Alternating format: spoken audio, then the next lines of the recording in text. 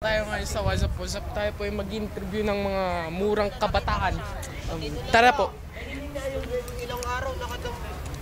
Ano pong masasabi nyo sa naganap na hindi pagbukas sa gate? Ang ganda-ganda ko. Siya manami.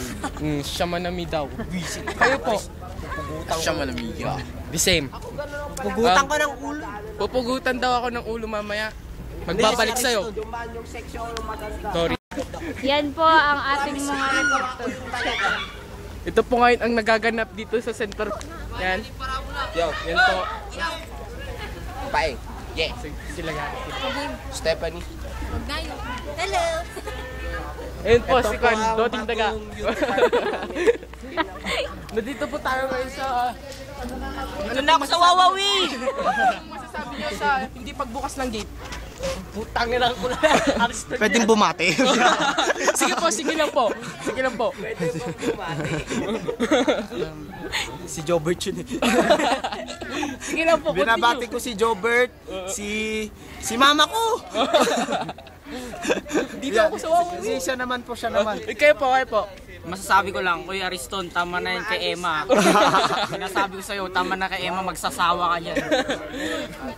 Nagbabalik sa'yo, Lori. Yun po ang mga nasasabi ng ating mga murang kabataan kasi hindi sila nagbebenta sa hindi pagbukas ng gate.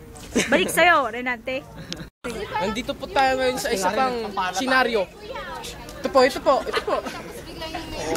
Kasi nagpapala.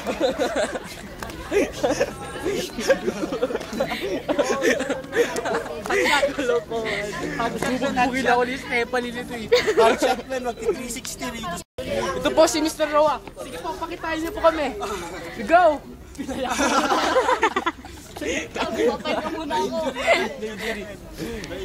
Mr. Biala. Ayaw niyo magpa-interview. Si ano na pa-interview mo? Mr. Panaligan, nasa WhatsApp po kayo. Anong masasabi niyo sa hindi pagbukas ng gate? Uy, sa TV oh. Bukas na gate. Ganito lang kailangan niyong gawin. Ngayon, baka mabunyag ang ating sikreto eh. Kasi ba nagsalita tayo, di ba? Seryoso ka ba? Babati kami! Kami naman!